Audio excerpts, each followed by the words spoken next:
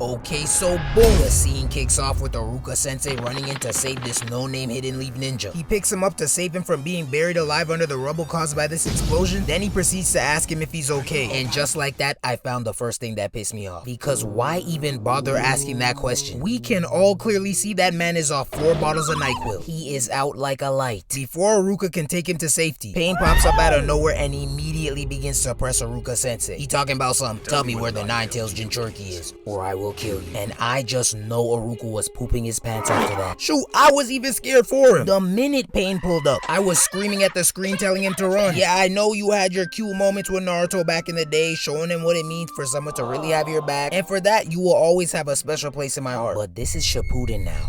You cannot hang. Pain whips out his blade, threatening to put it through his chest if he doesn't give him what he wants. But Iruka sensei's dumb yet loyal self decides to stay loyal to the leaf by refusing to give Pain any information. Pain's trigger-happy tendencies begin to kick in, so he doesn't even bother asking him again. He immediately cocks back that rod and aims it straight at Iruka. But right before the rod could make contact, Kakashi hits us with a low-key pull-up and grabs Pain's rod. Yes, sir! We got a real ninja on the scene now. Even got the Sharingan on full display. Nice. One thing about that man Kakashi, he's gonna throw hands with anybody no matter what. He don't care if you got a Rinnegan, he not backing down for anything. Mr. Musty Mask stands on straight business. Kakashi tells Iruka to get the injured man some help. Then he hits that cliche superhero line talking about some, leave this to me. Nigga, you are not an Avenger. Pain then asks Kakashi to tell him where the Nine-Tails is, but of course, his lips are sealed. He's not telling him a damn thing. After refusing to give Pain information, he then starts lecturing Pain about how the people of this village aren't rats and how there's not a single person here that would ever sell out a comrade. But like Playboy Cardi announcing a release date for his music, I knew that was a lie. Danzo's snake ass came from this village. Orochimaru's snake ass came from this village. Obito came from this village. Do I need to say more? You do not know these ninjas for real. Out here speaking for everyone. 40% of these ninjas might even sell you out for a free bowl of ramen. Y'all are not all built the same. Pain's done with all the talking, so he raises his leg and sends his foot straight at Kakashi's head. But Kakashi manages to dodge it, then proceeds to boot up a mud wall. Pain then gives the mud wall the same side eye as me, because what the hell is it supposed to do? But of course I let the chef cook. Pain whips out another long rod and stabs Kakashi in his shoulder. So Kakashi retaliates by booting up his Chidori. As he aims it at Pain's head, Kakashi starts tweaking out a little and ultimately misses his target. It turns out, Pain's rods are able to transmit his chakra into Kakashi's body, which allows him to disrupt his chakra and his movements. Now this explains the brain aneurysm Kakashi had mid-swing. But hey, hold on. Look at how Pain got his neck tilted to the side though. That man looks possessed. And peep the eyes too. Oh nah. Kakashi then pulls the rod out and jumps back. Then Pain proceeds to ask him again where Naruto is at. But instead of giving him an answer, Kakashi boots up a Chidori and charges straight at Pain. But as soon as he gets too close, Pain hits him with that intense Rinnegan stare, which sends Kakashi flying while also destroying the mud wall. The camera then cuts to Choji and his dad seeing the giant explosion, and they're immediately on go. They wasted no time heading to go help Kakashi. Those are some real ninjas right there. Even the no-name ninjas are eager to help, knowing they're gonna get clapped. That is true camaraderie. We cut back to the battlefield surrounded by all this rubble, and we witness the cameraman almost lose his jaw. This nigga almost skipped over him, then tried to cover it up by whipping back to him real quick. Nah, nigga, we seen you. Your pay will be docked. Kakashi pops up out the rubble, still shaking up from that blow, but he knows he's gotta wrap this up quick, so he charges up another lightning style jutsu. But this time, it's a long range attack. The lightning dog sprints towards Pain, but of course, he repels that too. Now that Kakashi knows Pain can repel ninjutsu and taijutsu, he begins to plot his next move. But before he could even commence his attack, Baldy Pain comes crashing down behind him and sends a bunch of missiles at Kakashi. See, this is another reason why I hate this man. He stayed jumping people, just run to one. The missiles finally reach Kakashi and cause a huge explosion. And at first glance, it looks like the missiles turn Kakashi into dust. But right as Baldy Pain retracts his hand, Kakashi pops up right behind him, ready to take his head off with his lightning blade. He proceeds to swing the blade at Baldy's head, but without even looking at Kakashi, he weaves his attack.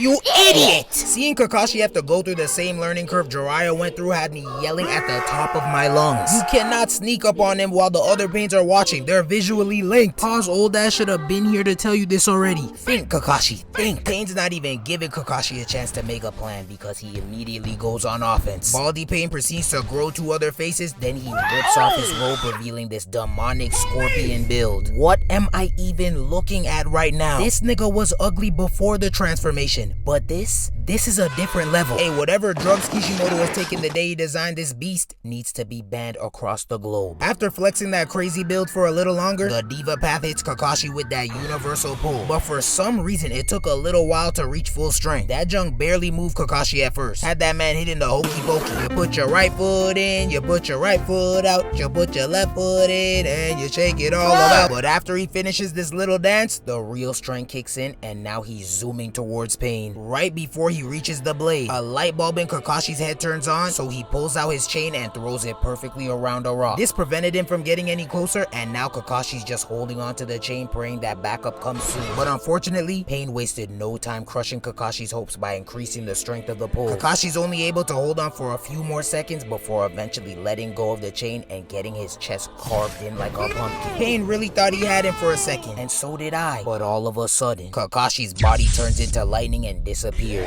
Let's go! Not gonna lie, y'all might have had me in the first half. Kishimoto had approximately 4 more seconds to reveal that it wasn't actually Kakashi who got his chest carved in like that, because I promise you I would have dropped kicked my TV and never turned on the show again. But thankfully, he didn't drag it out too long. The lightning shadow clone quickly dissolves and electrocutes Baldy Pain in the process, leaving him stuck. Before Pain could even fully process what just happened, Choja and Choji finally pull up and crash their big ass fists into the ground to crush both the Pain. That's what I'm talking about. Reinforcements have finally arrived, and just in time too, cause Kakashi was about to get deep fried, no Popeyes. But speaking of food, why did they take so long? The explosion didn't look that far from this angle, and on top of that, you guys could have just catapulted yourself there with your giant arms, so make it make sense. There is only one plausible reason as to why you're this late. Y'all stopped for food on the way there, didn't you? Don't lie. Hey, I get it, I got big nigga tendencies too. Baldy Pain ends up getting squashed like a bug by Choji and his dad, but unfortunately for them, the diva path was able to jump out the way in time. Kakashi then comes out of his hiding spot to join the others, and that's when Pain comes to the realization that he's been fighting a shadow clone ever since he popped out the rubble. Kakashi's intent the whole time was only to gain information on Pain's abilities. Now, as wise as this high IQ play was, I hesitated to give him props after hearing him confess to Choji that the lightning shadow clone alone exhausted half of his chakra. You telling me these little baby combos in that mud wall got you gassed like that? See, this why the Uzumaki clan is underrated. Them niggas got crazy amount of chakra reserve. That's why Sasuke was able to keep sucking on Karin like a jawbreaker. And it's also why Naruto's able to pop out Naruto clones at the same rate Youngboy pops out garbage music. Kakashi then tries to explain Pain's abilities to them, but before he can even say a word, Pain charges straight towards them. So in retaliation, all of Choja's people immediately get to work. This ninja throws a sight, this ninja boots up a giant fist, this ninja uses that Danzo special hot breath jutsu, and this ninja whips out, What is that? Nigga, is this a Beyblade launcher? He got the ripcord and everything. And peep the form. Nah, this man is in the wrong show. Nonetheless, all their attacks go flying into Pain's direction. But of course, before they could even make a scratch, he hits them all with that nasty almighty push, sending them all flying. Choji then unknowingly capitalizes off the 5-second reboot period that Pain has to take before using his jutsu again by throwing 3 kunais at his face. But Pain weaves all 3. Kakashi knows they're getting worked right now, so in order to give them the opportunity to regroup, he tries to catch Pain off guard with a kunai of his own. But as soon as Pain repels, the yellow ball he attached to it blows a whole bunch of smoke in Pain's face, blocking his line of sight. We then see Kakashi, Choji, and Choja hiding behind this slab of concrete, trying to figure out what to do next. But before I break down what was said, I gotta bring attention to Choji, because off the rip, when the camera panned to them hiding, the first thing we see is this man breathing hard as hell. He talking about some brother, are you okay? Someone get this man his puffer. Breathing mad aggressive. I tried to give this man the benefit of the doubt by saying he was getting active on the battlefield. They're fighting an S-tier villain. It's okay to be a little out of breath. But then I really tallied up everything he did so far. This nigga threw a punch and 3 kunais, and is out here breathing like he ran a 15K marathon. There are no excuses. And you can't even say I'm unnecessarily on his meat, because Kakashi been in the field with Pain longer than him, and he had that musty mask on. So really, he should be breathing heavy. Nah, Kishimoto knew what he was doing. Kakashi finally gets to break down Pain's abilities while also explaining the interval of time he needs before he can activate his next jutsu. Choji then asks Kakashi how the hell they're gonna defeat him if they can't get close to him, not to mention the fact that he took out all of their men, and that's when we see all the bodies of the no-name ninjas laying around. Now, I don't know if this was supposed to tug on some heartstrings, but I couldn't hold back my laugh. Look at how they got this nigga's body laid out. How they did him dirty. But you know what? I won't clown him too much because he gave it everything he got, I guess. All I know is I wouldn't let that shit happen to me though. no. Kakashi finally comes up with a plan, so they waste no time putting it into action. As Pain continues to search for them, stepping in style with his fresh black pedicure, he takes a step and out of nowhere, Kakashi pops up through the ground with his kunai gunning right towards Pain's head. But as expected, Pain hits Kakashi with that almighty push, just in time sending Kakashi bouncing across the ground. Pain quickly walks up to Kakashi to finish the job, saying that he gotta finish him just so he won't become a nuisance later, but right before he could put the blade through his chest, Choji and his dad hit Pain with that double human boulder, crushing Pain for good. I lied. Yeah.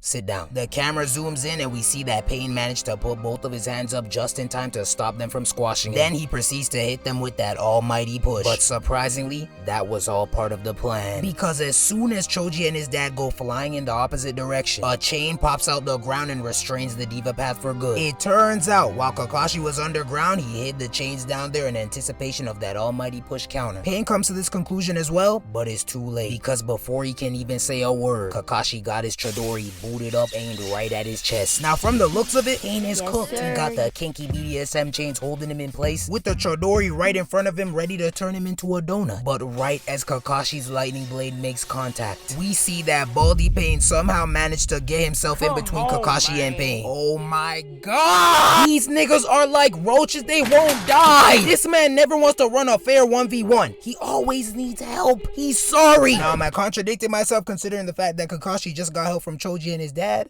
Yes, but that's besides the point. Pain inevitably activates his almighty push, but this time the explosion was so disgusting they had to hit us with a white screen. The camera then pans onto Kakashi, and the first thing we see is this man leaking from his face. That explosion got this man wedged in between the rubble, unable to move, with his leaf headband nowhere to be found. Pain approaches him and puts his guard completely down now because he knows Kakashi is finished. Kakashi then looks to his right and sees all 18,040 pounds of Choji and his dad laid out on the ground. After the shadow clone stunt Kakashi pulled, Pain's determined to make sure he gets the job done for real this time. And that is when we see Pain begin to wiggle out a nail and aim it right at Kakashi's head. Now when I tell you, my jaw was dragging on the floor while seeing him wiggle out that nail. With zero hesitation, Pain proceeds to aim that nail at Kakashi's head and hit him with a headshot of death. No word of a lie, this almost brought me to tears. Seeing Kakashi's head jerk back like that had me torn, heartbroken even. One of my goats were dead, and there was nothing I could do to fix it. How will I ever recover? The only thing that would make me feel better is if you liked and subscribe. Yeah, that would help a lot. A G-Wagon would also help, but if that's doing too much, I'll just take the like and subscribe. We then see Pain take off, and right as he leaves, Choji regains consciousness and sees his dad and Kakashi both deceased. He's over there crying, mourning the loss of his dad, but out of nowhere, we hear Kakashi say, "Cry later, Choji."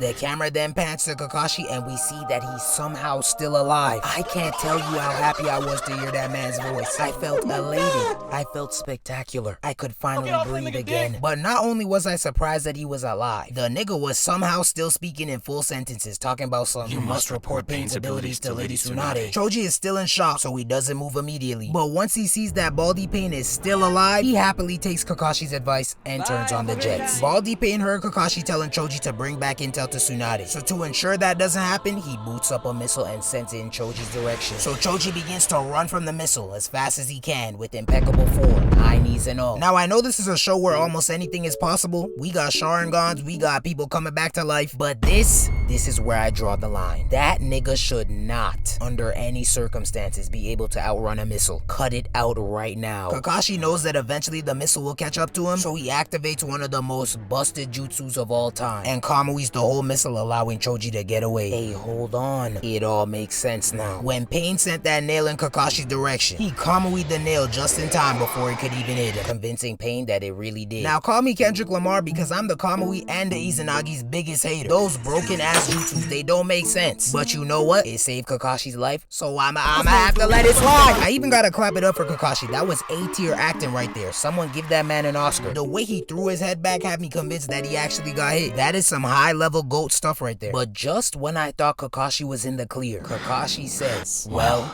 it seems like this is it for me too, Obito." Right? And then we get hit with a montage of old memories. Surprisingly enough, even after the flashbacks, I still had faith that someone would come and save him in time. It was only when I seen him sit down next to his father in front of a fire that I knew he was actually gone. And to make sure the knuckleheads such as myself knew for sure that he was dead, we see Katsuyu pronounce him dead at the scene. Now I'm not gonna lie, after this whole fight I had a well-worded respectful email carefully typed up in my draft to send Kishimoto. Who the hell do you think you are killing off two of my favorite characters? You're gonna have to see me. I'll buy my plane ticket to Japan today. But in that moment, something told me to let it rock for a few more episodes, and as we all know, the get back was delicious. I don't really wanna know. Shorty telling me her name. I don't really wanna know. Had to wake up, go to work. I ain't really wanna go. God be with me on my side. He be with me on the low.